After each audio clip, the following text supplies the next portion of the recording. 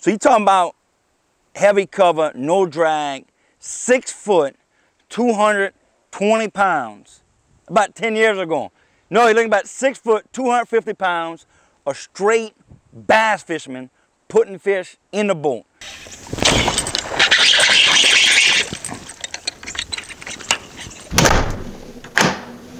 Did you see the drag slipping?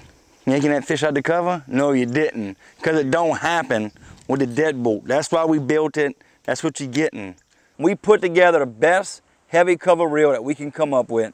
And that's the Speed Demon Deadbolt by KastKing. Check it out. Cajun Baby tested.